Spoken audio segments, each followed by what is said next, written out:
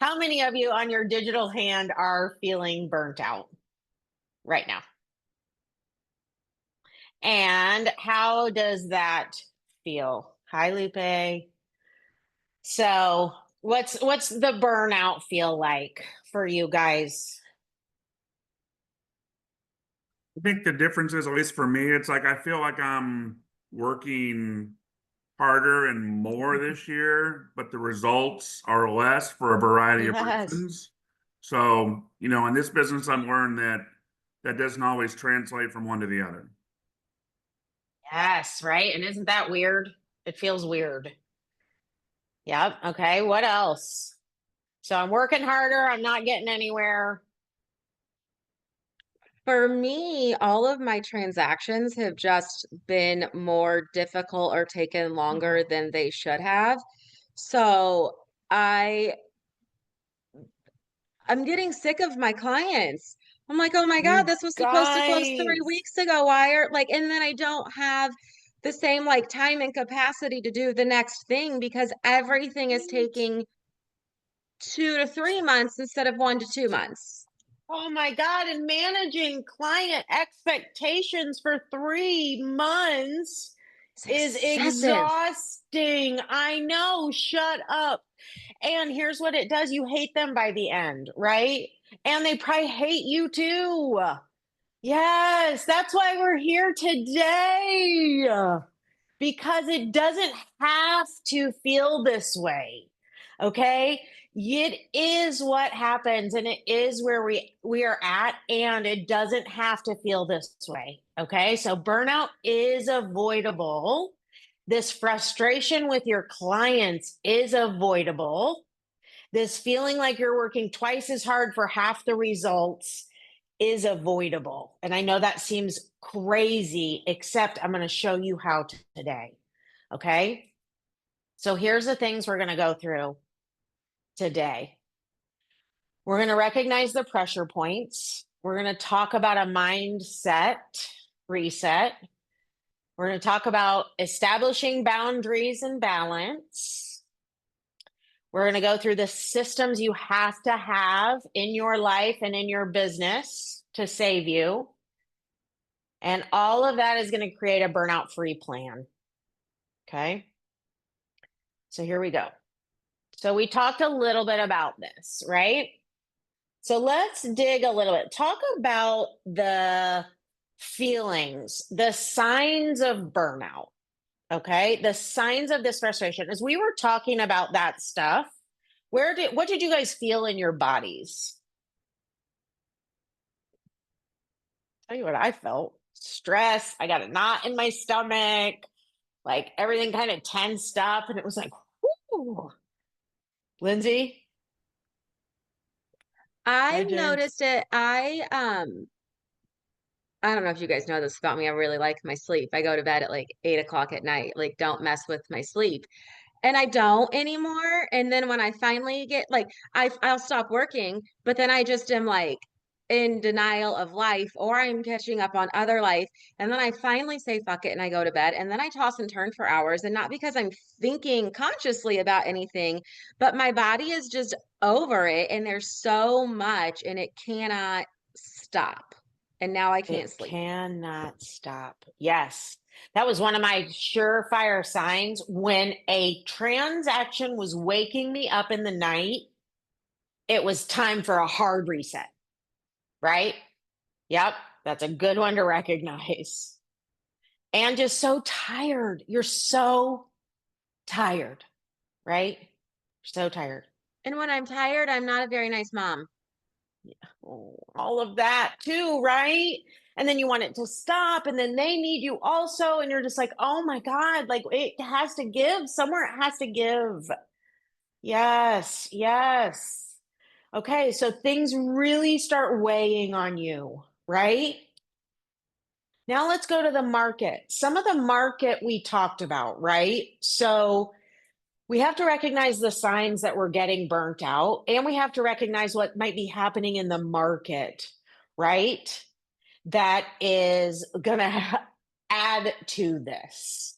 Okay, so you guys talked about some of the things that I'm as a coach seeing and hearing every single day, which is I'm working twice as hard for half the results, right? 50% of our deals are falling apart. 50% of our pipeline won't come to fruition. I'm working twice as hard for half the results, right? Deals that used to be easy are dragging out. Nothing feels urgent. Raise your digital hands when I say these, if these are things that you're feeling right now in the business. I'm having more conversations. I'm having more showing requests, but I'm having fewer signed contracts. Sellers still expect last year's comps and price, and I'm afraid to tell them. That's it. I'm afraid to tell them they got to get in this market, even that's different than 30 days ago. Price reductions feel like a failure, even though they're a necessity. How many of you are feeling that?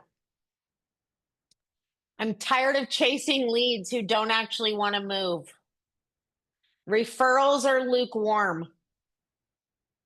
I love this career, but I'm starting to resent how much it takes from me.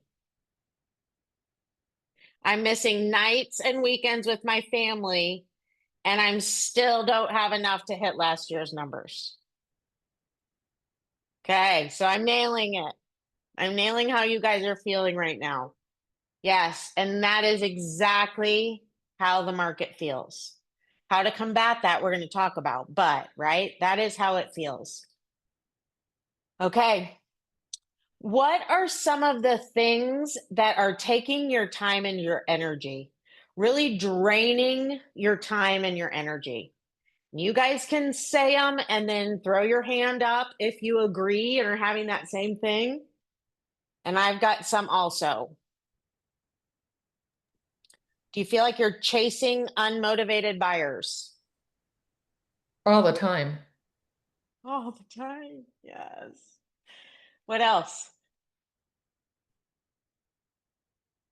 What's wasting your time? Is your schedule reactive versus proactive? Do you feel like you're answering and getting nowhere? Sometimes it feels Mhm. like that. It does, doesn't it? Yeah.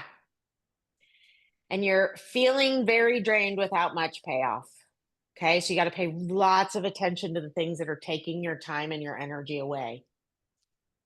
And this is not a personal plug. You guys know I don't do that in these things.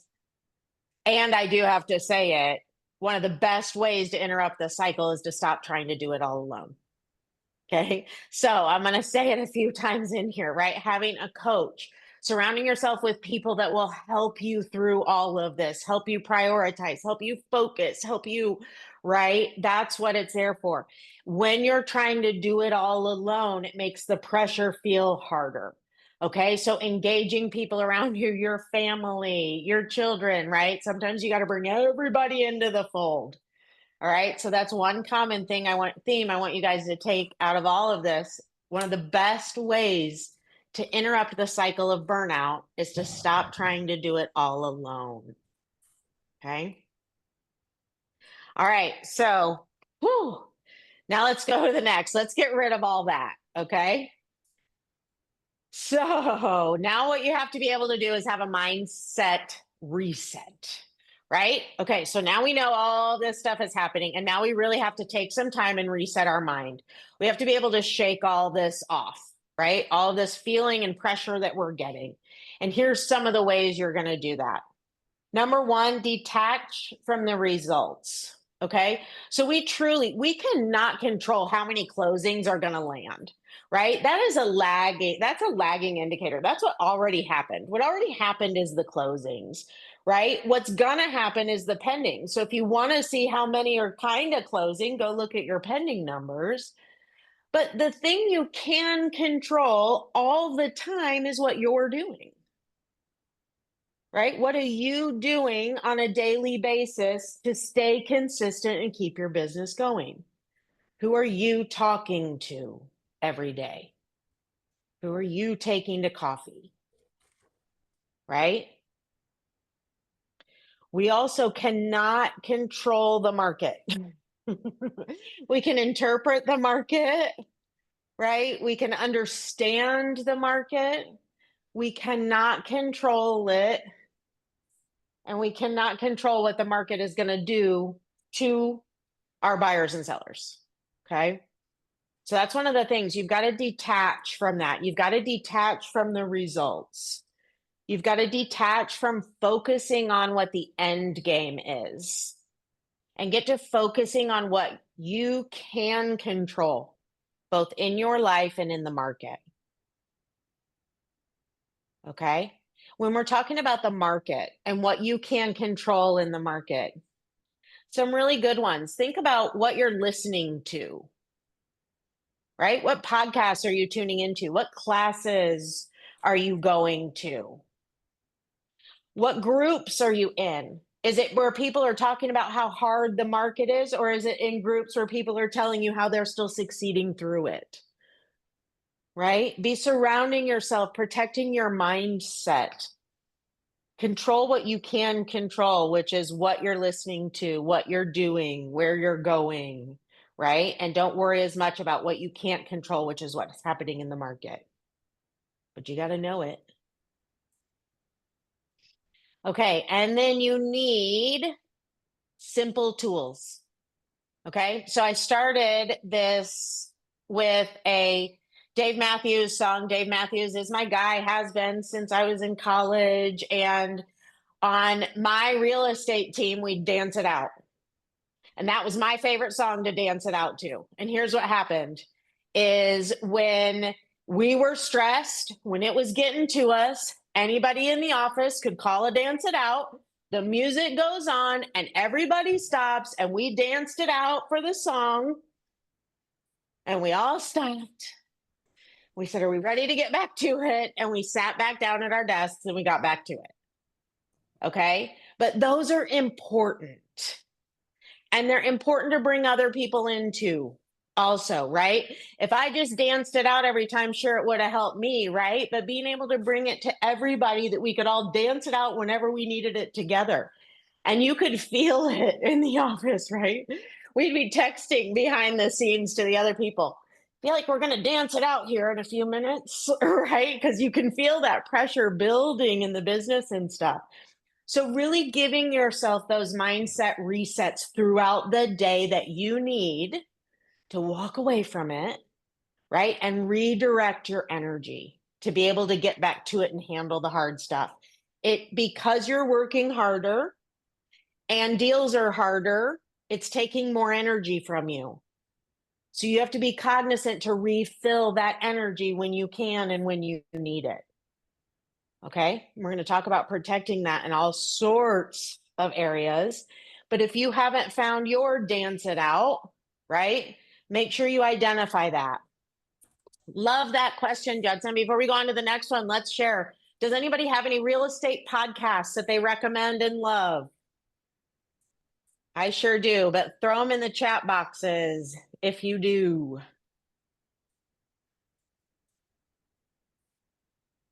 I'll let you guys go first, and then I'll throw mine in. Okay. So simple daily tools, make sure you have them. Make sure you're surrounding yourself with the people that will help you get through things, and make sure that you're detaching from the results. Okay. Now, this is such a big one. Boundaries. Okay. So you have to be really clear with yourself and your brain about what your boundaries are. Okay. I had to get super clear with every single time I said yes to something that I sat in the space of, and if I do that, what am I saying no to? Okay. Think of some of those things that we talked about that are causing you energy and time right now. One of them is taking a buyer out who isn't ready to buy, you don't know is ready to buy, right? Showing houses to people like that takes a lot of energy. Showing up to an appointment where no one comes takes a lot of energy, right? So boundaries, I think the important thing about boundaries is that they're not barriers, right? So I think some people think of, you set up a boundary and that means you cannot come through, right? And that's not the case. What they are is they're just filters, right? For your better energy and for clarity and space and better business. Okay, so let me give you an example of this. A lot of you have heard, time block, we're going to get into time blocking, but I only did evening appointments on Tuesdays and Saturday mornings. Okay, I knew in my numbers I needed 2 to 4 listing appointments a week. And I had lots of afternoons that I could do listing appointments from 1 to 4, right? I had lots of days you could do that. But if people wanted evenings and weekends and absolutely had to, I had 2 times for them. Okay. And that's how I streamlined it. So then I knew every Tuesday night game, whatever ever fell on a Tuesday, we all in the family knew Tuesday's mom's working night, right? That's when she has appointments. If I didn't, I didn't. That's awesome. Now, what was that? That didn't mean sometimes I didn't have to work on a Thursday, right? It wasn't a barrier to say if I had a client that absolutely couldn't meet me except for a Thursday that I wouldn't do it. But what it was it gave me and my family a better way to kind of filter my schedule and when I might be in my work mode versus my not work mode, right? When I may not be home for dinner is a lot on Tuesday nights because I'm going to be out and with clients. And if I wasn't, I wasn't, right? It was great. Okay, so think about that. Here's 2 things I want you to think about to set your boundaries. It's right below here. If it drains your time and energy and it doesn't align with your goals, it's a no. If it drains your time and energy or doesn't align with your goals, it's a no. I would love for you to look at your whole week, no judgment, but look at your whole week and the decisions that you're making in a week of busyness and really look at how much stuff that you do drains your energy and is not in line with your goals. So the first step is just realizing it, right? And understanding what are my goals. Uh-oh, I am sharing my screen. Have you guys not seen any of it?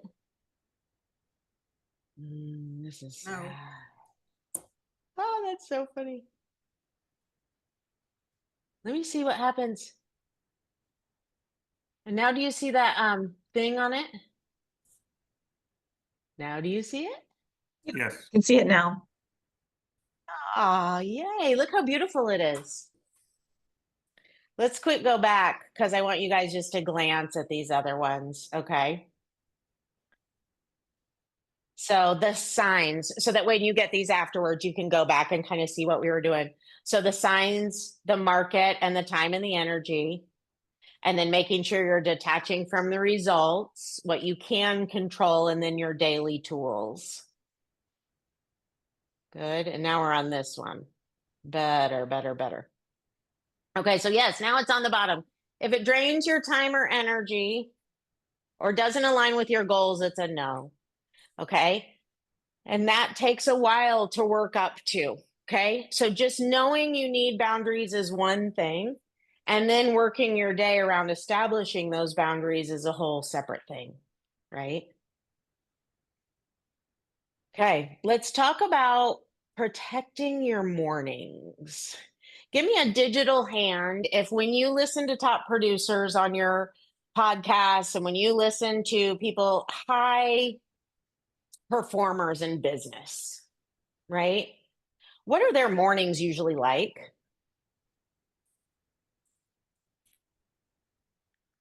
They wake up at Alyssa? 5 a.m., drink their water, work out, do the emails, do the calls. Yep. Yep. And everyone's different on what they need, right? That was not me. I can't wake up at 5 a.m. But here's what I can do. I can most definitely not get on social media first thing when I wake up, right? So here's 2 things I want you to pay attention to what Alyssa said. Yes, number 1, every person you ask, they know exactly what they do in their morning. They know when it starts, they know what they do, they know what it takes to create a successful day for them, right? So number 1, they know it for themselves and what it takes. The second thing they do is protect it, right? Nothing else gets in there unless it's an emergency. Okay. So protecting your mornings. Here's what mine looked like. I did have a start time. I think that is something that we fail ourselves as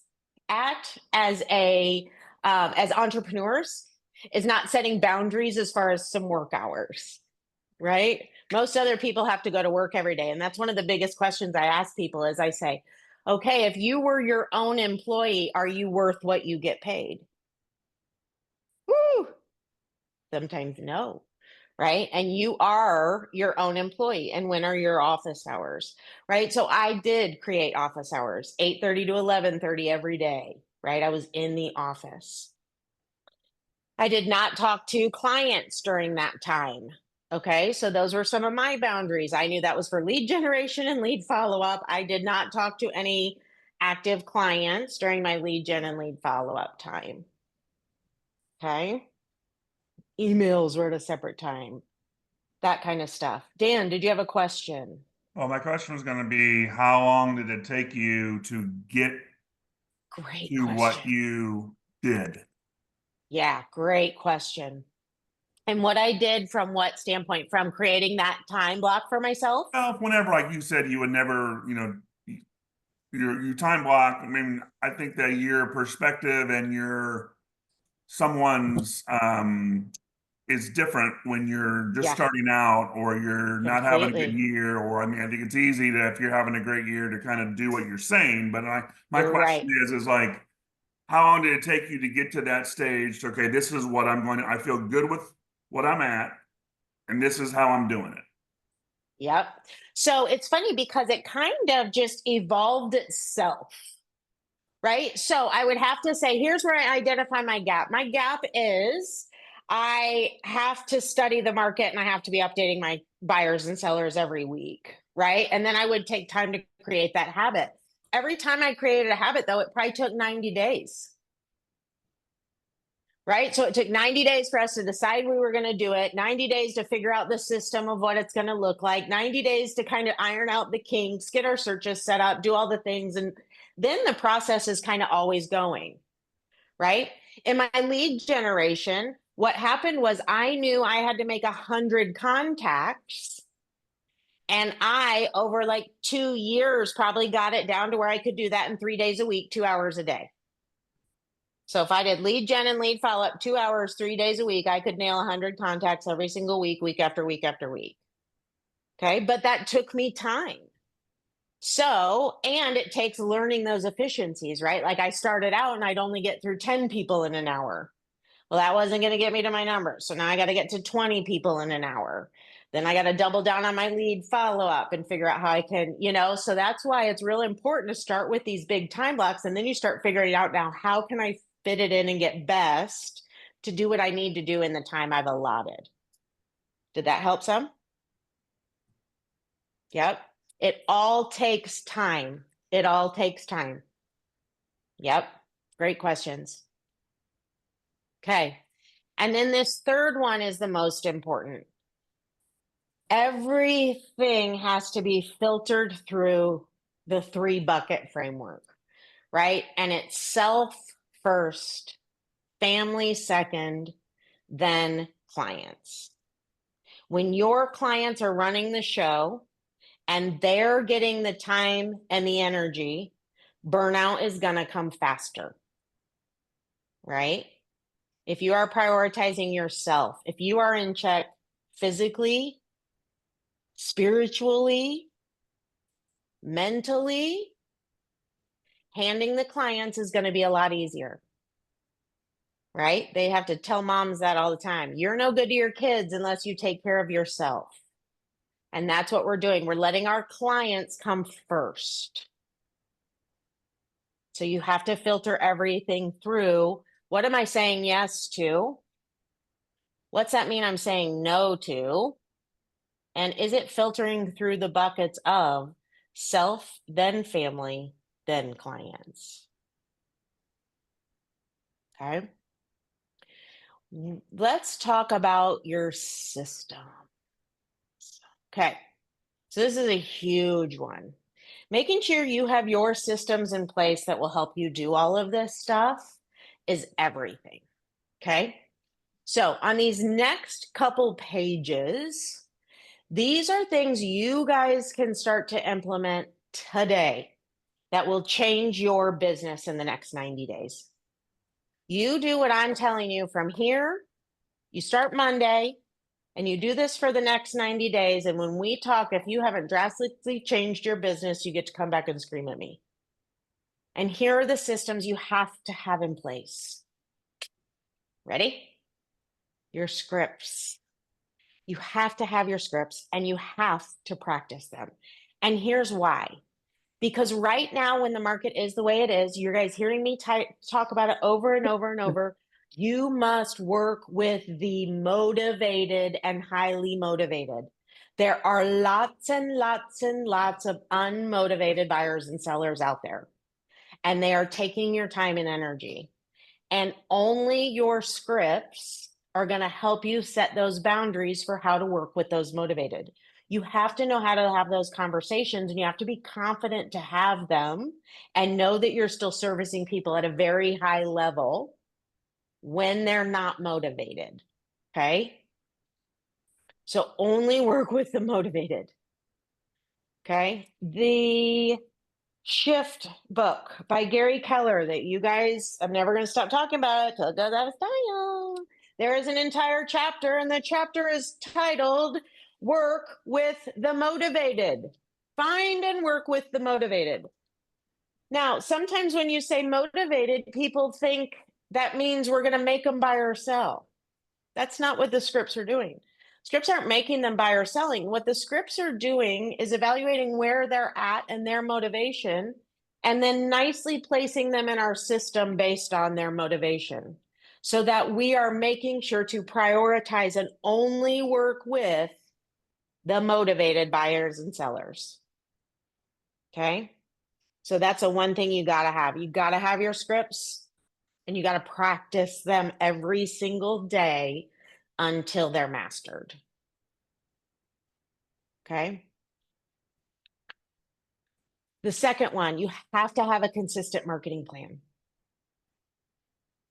You have to have it. You have got to automate and batch your emails, your mailers,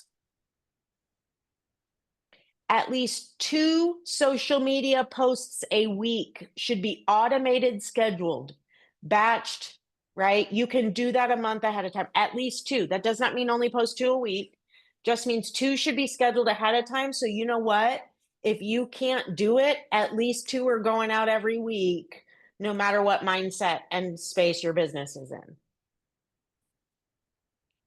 Your mailers 2 a month, your emails 2 a month. That's mastery. That's when you're getting the ultimate return out of your sphere. If you're not there yet, it's okay. Work your way up. Okay. Figure out where you're at on that, and then work your way, create your budget, create your content, and that kind of stuff. And make sure you have a consistent marketing effort going out all the time. And then guess what? We're in July. If you have consistent marketing, if you've had it for the last 6 months, guess what? The first half of next year is already built. Just repeat it. Whatever you did in January this year, just do it again in January next year. Okay. If you haven't done it, start now. Start now with 2 emails in July and 2 emails in August, and then repeat those next year if they're still applicable. But start building your consistent marketing plan. You guys, this one's such a big one. How many of you digital hands are doing your weekly market updates? Your weekly market updates, where it's giving every buyer and every seller an email on Monday afternoon that tells them exactly what's happening in the market in the last 7 days. Start those today. We're going to talk more about how to get into that in just a minute, but you have got to time block your Mondays. Every Monday's 1 to 3 for this. Tom Ferry last week, there's one of my good podcasts that I love to listen to, Judson, about real estate. Tom Ferry. I don't always love him, but our coaching styles are very similar. But he calls them the don't fire me emails. And I cracked up about that. I'm like, that's definitely a better title than my weekly market update. But it's exactly what it is, right? It's showing them what you're doing for them throughout the week in the 7 days. It's showing them what the market's doing, right? We spend so much time trying to manage their expectations, where if you just sent them something every week that took care of that already, it changes everything. Okay. So you have got to have your template. You should be able to send 20 emails in 1 hour. 20 emails in 1 hour. And why is that? Because it's a copy and paste, right? So if I have 5 sellers, I'm going to copy the template and do 5 email drafts. I'm going to write their name on the top, and I'm going to go get the information. I'm going to copy it and paste it right into their email, write my little summary, and send it on its way. Okay. Lots of ways to systematize this to make it as fast as possible. 20 emails an hour is what you should be able to send. So you should be able to have 10 sellers and 10 buyers that you update every Monday in an hour. Okay, it takes 2 total, 1 hour of studying, 1 hour of sending the emails and personalizing and sending it on. Okay. The last system you have to have is your energy resets, your commutes. Okay. So commutes are important. Anyone who's working from home, I want you to think about that. Are you commuting your way to the office? I had a coach tell me during COVID that sometimes she had to walk out her front door and around the entire house and come back in because she needed a commute to work, right? Give yourself that ability to transition from work to home and from home to work. That's super hard right now for a lot of us working from home. Our kids are home for summer.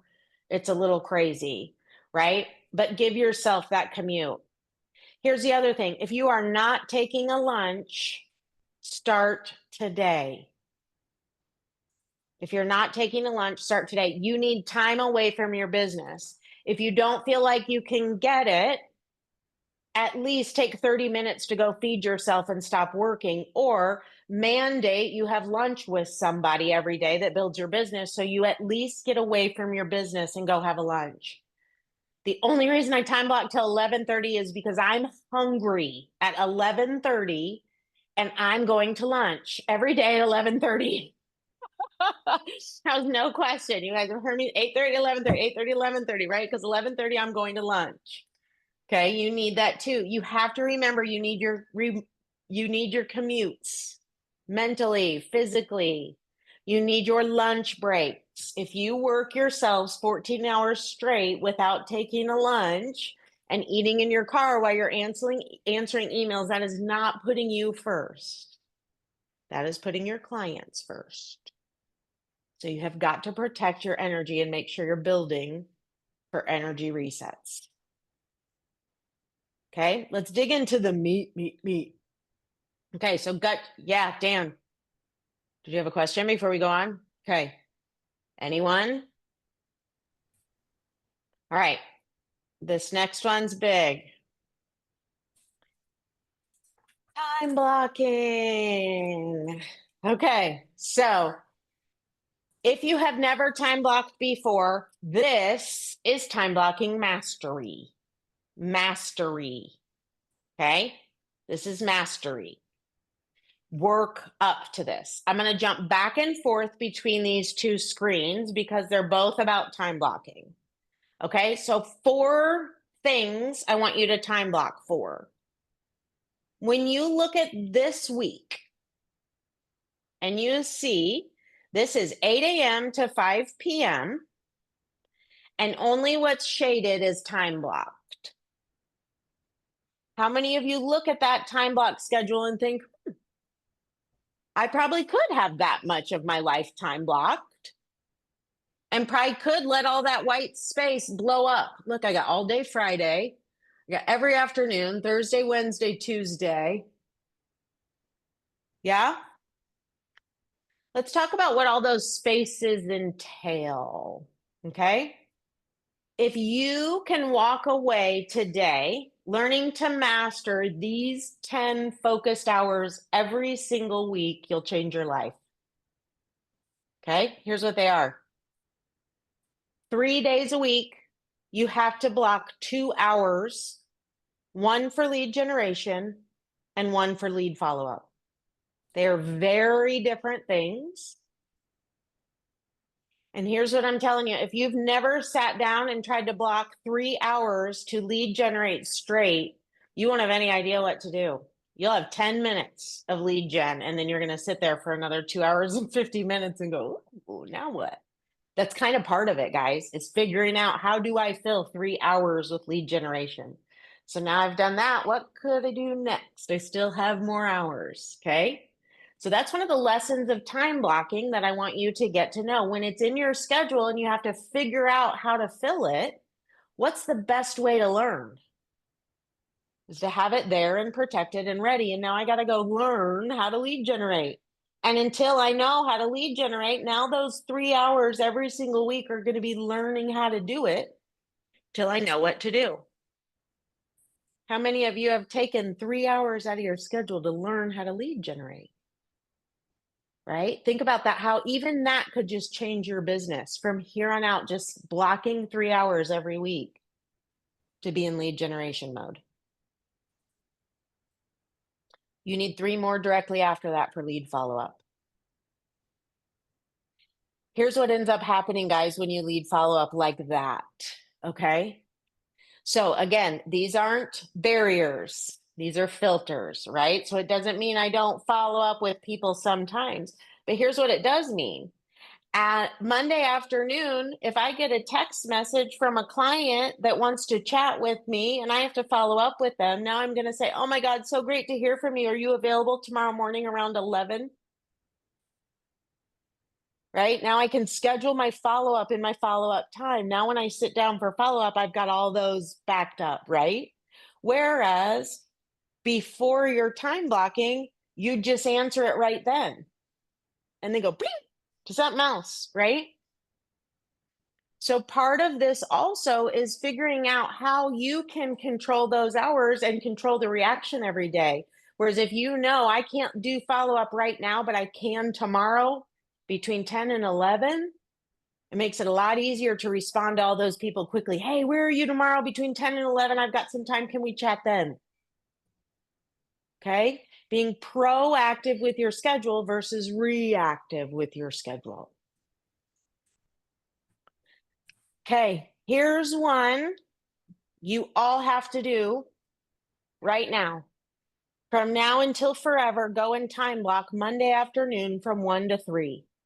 You need an hour to study the market.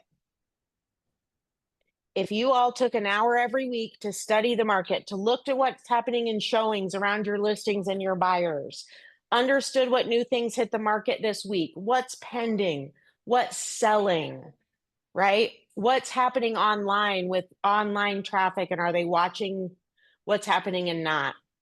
It will change everything. You have people asking you questions and you're having to go research to find the answer, right? That's reactive. If you're studying the market every single week, there is no more reaction. Now it makes sense. Now you know, now you're ahead of your education and stuff. So Monday afternoons, you need 2 hours. You need 1 hour to study the market. You need 1 hour to find out what's happening in the market, to look at your numbers, to pull your market insights, to pull your showing reports and study them and write on them and understand them for every buyer and seller. And then the next hour is disseminating that back out to every active client you have. Okay? Every active client you have. Here's the other place that becomes a huge value in your business, okay? If every buyer of yours, when you sit down and you meet with them for the very first time, you say, hey, I'm super excited to get to meet with you. Here's what it looks like to work with me. We're going to get into this process, blah, blah, blah.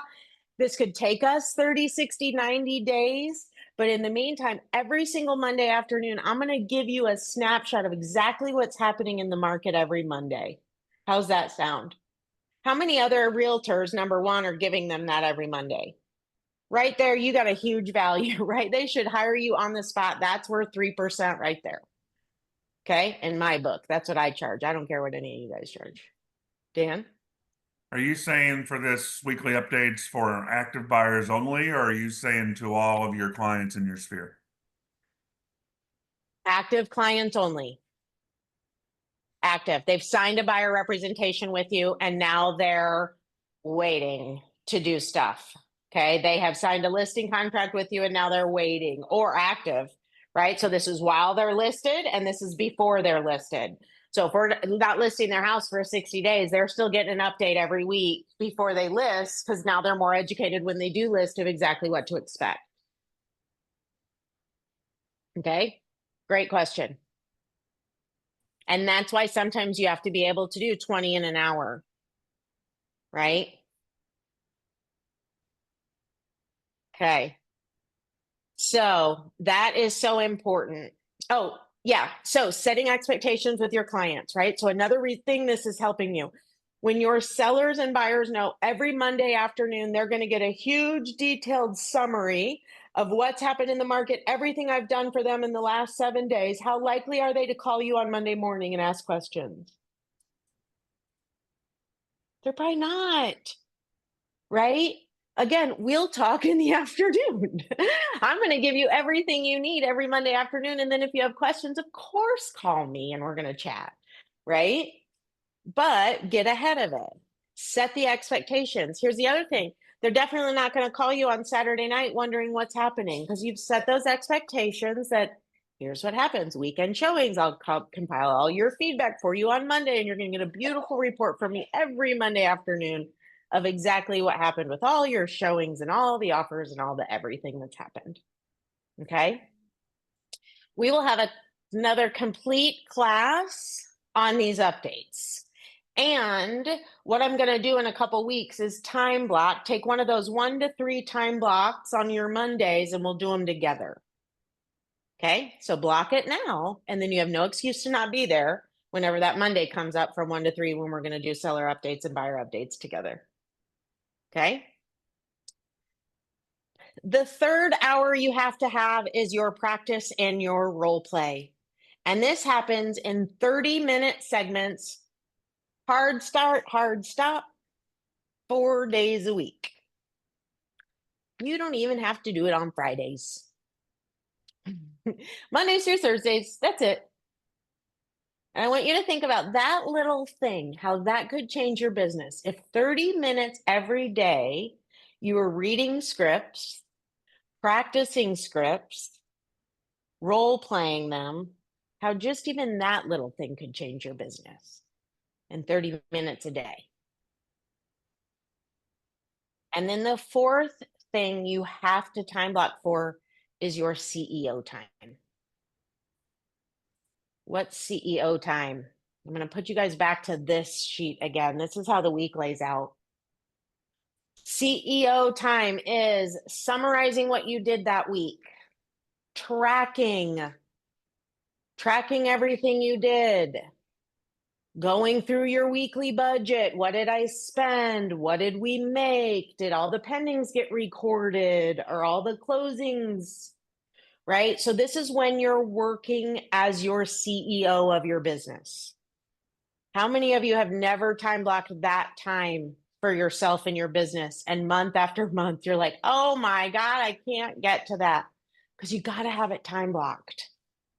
Okay. I recommend it on Thursday afternoons. Why? Because in real estate, Fridays are usually a nightmare. I was running signs for open houses. I'm getting everything ready for the weekend for buyers that need to look. I'm doing all the things, right? Plus, if I needed Friday to get stuff wrapped up before the weekend came, I had that. And now I sat down and I got my head around everything. And it was like, okay, great. Now, where am I going for Friday, my extra day, and to get myself ready for ultimate success next week, to be able to follow my role play? Okay. So time block. I promise you, if you start now and you time block these 10 focused hours every single week and learn what to do with them, you will sell more real estate than you have ever sold in your entire life. That's one thing you can do when you walk away. Let's take a second though on what happens when you go to time block. Okay. So I already said you have to do the Monday. Okay. So all of you already went to your phone and you put in Monday 1 to 3 and you set it for the rest of your life, right? Because when you lead generate, when you set these time blocks, there's no reason to get rid of them unless you change careers. And even still, you probably need lead gen, you probably need lead follow-up, and you probably need to study the market you're in. But, okay, so these stay on forever. Now, next Monday, you already have something. Oh, I'm not going to be able to do that Monday. 2 Mondays from now, you already have something. Oh my God, I'm going to have to move that. I've already scheduled this, right? Exactly. But now when the seminar comes up for August 19th at 1 o'clock on a Monday, now guess what? Now you say, ooh, I can't do that because I'm doing my market updates and I'm studying the market, right? So now I have a question. What am I saying yes to? And what am I saying no to? And then you get to have that conversation with them. With yourself. If it was never time blocked, you never give yourself the opportunity to say yes and no to the important things. We just go to the seminar because our calendar is open. And we never say, is that truly a seminar that's going to give me energy and aligns with my goals? Right? If it's not, then maybe I should just keep it for market study and updates. If it is, then I'm going to move market study and updates that day up to 9 to 10 and go to the seminar. Okay? So that's another game we play when we're kind of gamifying our time blocking. So number one, it teaches you how to fill that spot by having it on your calendar. And number two, it at least gives you the opportunity to say no to it, to your most important things. If you're not facing yourself daily and having to say, ooh, I chose not to do it, you're not doing yourself your best in your business. Right? Okay. So let's summarize all of this real quickly, and then we'll get to Q&A and I'll share my toolkit with you of everything you need from today. Okay. So the burnout free plan is number one, make sure you're recognizing it. Do not walk through the stress and the physical and the mental things that are coming to you and creating this, right? Don't just take it. Recognize it and then reset yourself however you need to, right? You need your non-negotiables that are for you only, and you need to focus on those. You need to prioritize yourself, then your family, and then your business. And that prioritization has to be in how you attack every day, how you schedule your year, right? Sit down with your calendar and look at the next 6 months. Is your time for yourself already blocked? If it's not, do it. Is your time with your family blocked for the next 6 months? July's next week. We're starting a new half. This is reset time, right? Make sure your family time is scheduled, because if that is all taken care of first, then clients come in and it's much easier to handle everything else. Your systems, we talked about the key systems you have to have in place. You have to have your scripts and your role play. You have to have your market research, what you're studying, how often you're studying, right? You have to have your system for that, who you're studying it for. And then the final step is you have to time block yourself for success. You have to focus on what you can control, right? What you can control is your schedule, when you work, what you do with your time, and how much time and focus you give it. And then remember, One of the best ways to interrupt the cycle of burnout is to stop doing it all alone. Who can you get to help you, right? Who can you get to help you get through all of this? Team up with people on market research. If you both do stuff in the same market, maybe you can split that, right? Look where you need help and go get it. Stop trying to do it all alone. And that is going to help the most. Okay, let's do questions. And then this QR code on the screen is to a Google Drive. The 3 things that are in that Google Drive are the script book, because you have to have it. You can get all of this stuff on my resource page. And it's the real estate. I think everyone's realtors here. Yep. It is the buyer and the seller weekly update template. The template is right there for you. This template is for the very first time your client gets an update from you. And it tells them, here's the information I'm going to give you. And here's why we're going to watch this information during the culmination of our relationship. Okay? So don't reinvent the wheel. Just go to those documents, download them, and copy them and paste them. At the bottom of each is a bullet pointed list that you can copy and paste each week. And then all you do is write a little personalized line caption on the top every week. Hey, me again. Here's what happened in your market the last 7 days. If you see anything that stands out, let me know. Talk next week. Hey, me again. Here's what happened in your market in the last 7 days. This week's showings went down drastically. What we see typically is because July 4th tends to slow everything down.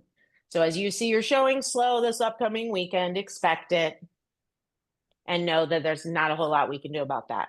Hey, me again. Okay, you see how this works? Good.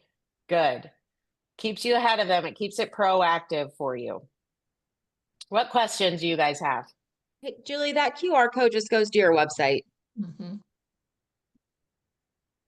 Okay, I'll send it out to you. My VA will hear that. He had it changed last night. I tried it. It worked. Sorry. That's okay. They're on my website. They are Is on it my on the website, but I resources will. page? Yes, on the resources page. And then I will make sure he emails you guys, each of you, the link to that so that you have those buyer and seller weekly updates. Those are the key in there and their Word documents. So you'll find like bullet pointed lists and stuff like that, but you really want the Word document to be able to copy and paste it. Okay, cool. I'm glad you looked. What other questions? Okay, this screen, great accountability partners for you. Look around on the screen if you need a time blocking accountability partner. Guess what next week is? July 1st, the second half of this year. It's a perfect time to reset. It's a perfect time to sit down and say, I'm going to commit to these 10 focused hours from here on out, and I'm going to take control of this business. I'm going to take control of this burnout. And I'm going to get back to being proactive in my business versus so reactive. So I want you guys to do that. Use these tools today. You will get an email summary afterwards also. That is the PowerPoint, a summary of the call with like key takeaways and things like that. And then he will, of course, add the link for the toolkit as well. So if you guys have any questions afterwards, let me know. Hey, 1:56, you can have 4 minutes back. Go get through your burnout. I promise if you implement these things, it will help. Go use them and let me know how it goes. I'll stick around for questions if anybody has them. Thanks, Julie. Thanks, Thank Julie. you. Mhm. Julie, I have a quick question if you don't Yes, mind. ma'am. So I don't my mind at all. biggest thing that I find time consuming is all this sorry, my hair, I'm like scratching my head. All this administrative stuff we have to do, and I Yeah. just started my career, so it's like Okay. I am Yep. inventing a lot of stuff. And so one Mhm. thing for prospecting is so you have to like hunt and peck on the internet, and then you have to try and find their phone number, and then you have to try and find out if it's on the do not call list. So, and then with expired, you have to be fast about it. Is there an Yeah. easier way? Am I missing something, or is this the way it is? It's the way it is. Okay. But Okay. it depends on who you're calling. All right. So that's where you get to kind of, yep, choose. But Heidi, here's the time waster is doing that during lead generation. So the hunting, the pecking, the searching is not the lead gen. Okay. So I need to like make time to do that, then do the actual follow-ups or calls, and then follow-ups to the calls. Correct. And do you And have, that's why you lose energy during your lead gen because you're going and researching and losing it, and then yeah, you're picking it up and calling and they don't answer, and then you're going, right? yeah, So, yes, you got to separate those and really keep your lead gen just for your calling out lead gen, and all the creating of the list and the phone numbers and all that happens before. okay. Really And good then question. the other question is do you have like a form that's already created that we can use to track this, or should we put it in our CRM? Which one are you tracking? Yes and yes. Okay. Which one are you wanting to track? So like just the leads in general, because they're not even, Yeah. the Yeah. prospects. I don't, The if it prospect. comes to something, I Yes. can put them in the CRM. Does that make sense? Correct. Okay. Yes. All right. Yes. Okay. So Heidi, go to coachjuliedowney.com, Yep. and the 2025 business plan on the resources is where you track everything. And that's Okay. where I there's have an the entire business plan. leads So sheet. it's on Okay, one of the great. tabs. Okay. Yes. Perfect. You can track your So, closings there and what you make from them. You can track your leads. You can track how many leads you got each week, right? So you mhm, track their names and then you say, oh, I got 4 this week. And then you move it over to your tracking sheet where you can put 4 new leads. okay. Okay, All so it right. has all of That's it. good because I'm not tracking and everything's just kind of like whoosh. So, Yeah. Well, and think about that even if you took an hour every week or 30 minutes every week just to track what you did, right? How many yes. appointments did I do in these last 4 days? How many Mhm, people did I talk to maybe? How many events did I go to, right? We miss that time to just mhm, track and learn and then reorganize. So now that's what I did this week. mhm. And how do I do it better next week? Yes. Okay. Well, I actually don't have any clients, haven't had any yet. So Okay, working well, on that. keep at it. Yeah. Keep at it. Yeah. Yep. And Okay. Heidi, I'd be happy to hop on a call anytime and kind of brainstorm with you some of the lead gen stuff. That would be great. So I just actually volunteered to be at a 4th of July festival with a table. good. My stuff for first time buyers, and I'm also doing open houses for new construction and their stuff. So see Great. if I can. I don't know what else to do because I'm new to the Yeah. area, and it's like, Yeah. well, this is one way to meet people. So, It is. Keep talking to people. Yep. yep. That's exactly right. And Yep. yeah, after the 4th of July, reach out to me and we'll Okay. schedule a Zoom and we'll hop on for 30 minutes and just talk lead gen strategies. Okay. Sounds Happy to do good. that. All right. Thank you so much for Absolutely. your Good help. I luck. appreciate it. You're welcome. Thanks for All being right. on. All right. Bye-bye. Bye. What else? Okay. James, you have a question?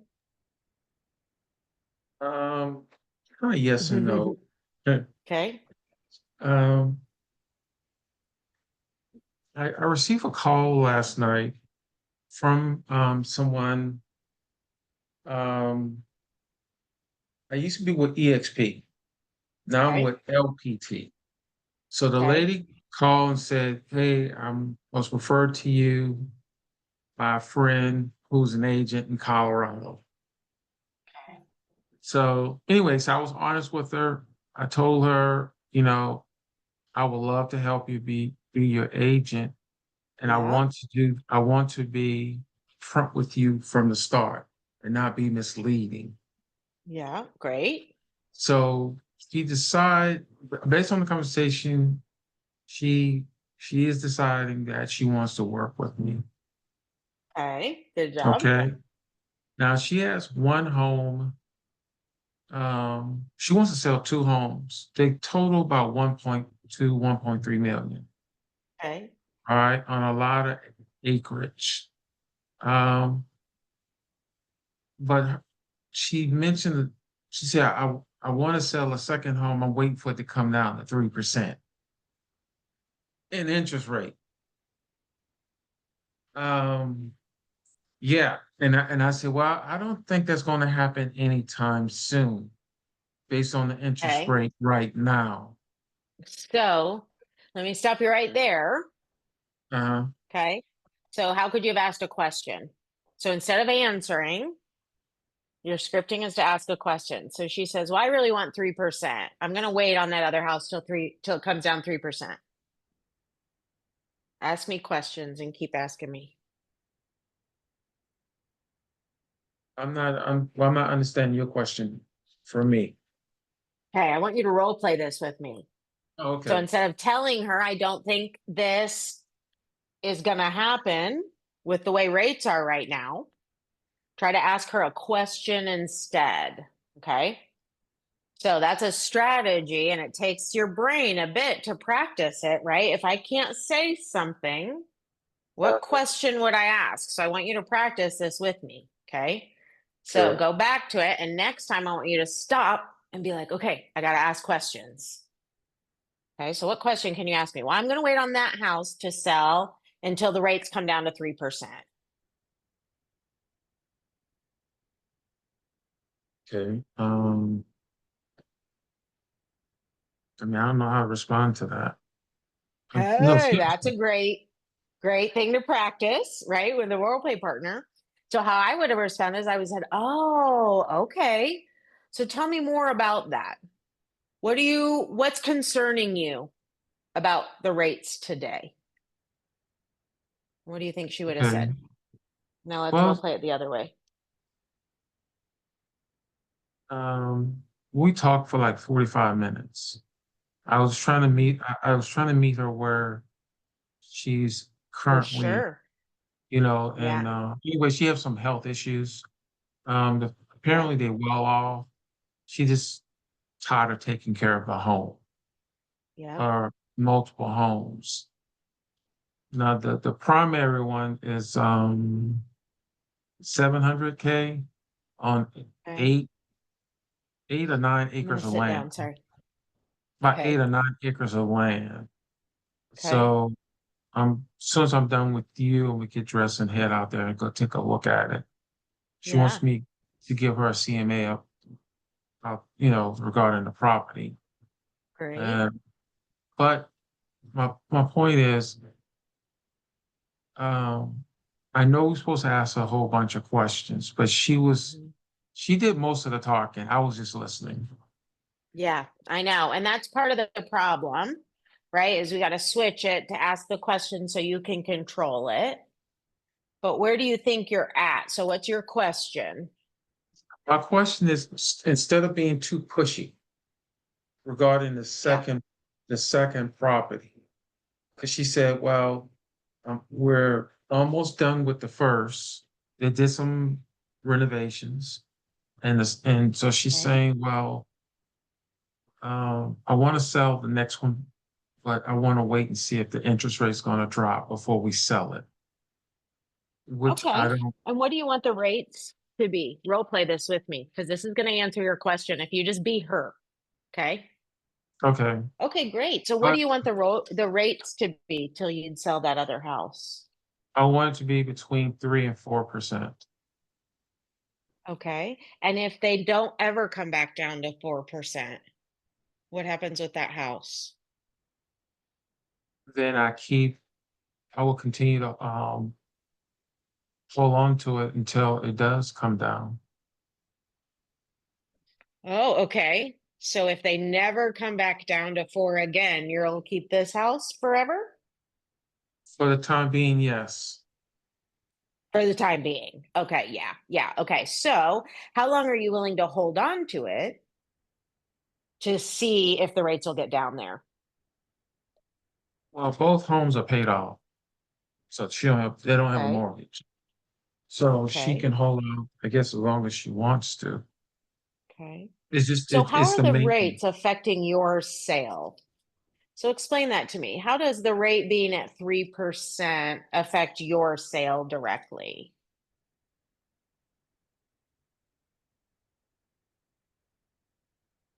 To be honest with you, it wouldn't affect my sale.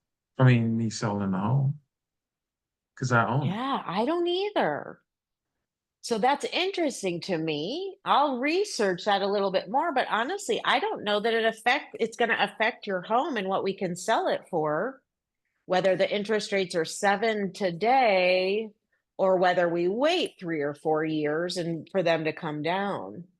But I can look at that for sure. Do you want me to lay out both scenarios and look at what it would mean for the dollar in your account, whether we sold it today or we tried to adjust if the rates came back down, if the prices readjust, if we held it for 5 years and waited for them to come back down?